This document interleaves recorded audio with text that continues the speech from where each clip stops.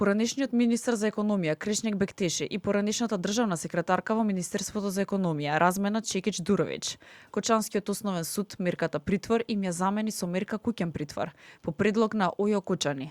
Од основниот суд во Кочани за телевизија 24 вела дека од обвинителството им се пристигнати 18 предлози за продолжување на мерка притвор и куќен притвор.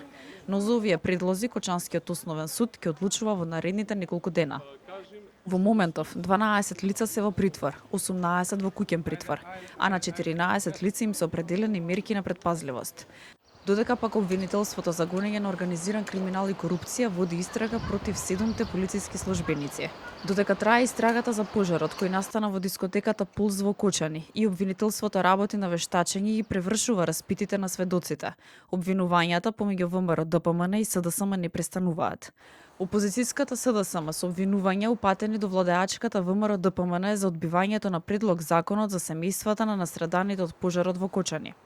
Овој закон предвидува сеопфатна праведна итна поддршка за жртвите, преживеаните, но и нивните семејства, со конкретни мерки и гарантирани права. За жал, пратениците на ВМРО ДПМН гласаа против, со што свесно гиускратија семејствата од правична и заслужена поддршка. ВМРО ДПМН е со став дека СДСМ прави политизација и се обидува да печали политички поени врз туѓата несреќа. Венко Филипче, вчера далеку од тука, најверојатно уживајќи на грчките плажи или пак на увид на градежни активности на 50-катница во Дубај, заедно со својот партнер и ментор Заев, пишуваше Facebook статуси за памфлетот од закон за настраданите од Кочани, додека тој ужива во украдените пари, лицемерно поднесува закон за настраданите од Кочани, на кој што не ни присуствува.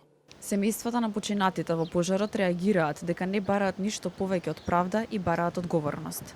Пожарот кој настана пред 2 месеци во кочанската дискотека Пулс однесе над 50 животи, меѓу нив млади луѓе и членови на музичката група ДНК, и над 200 повредени. Дел од нив се на лекување во странство, а дел во земјава.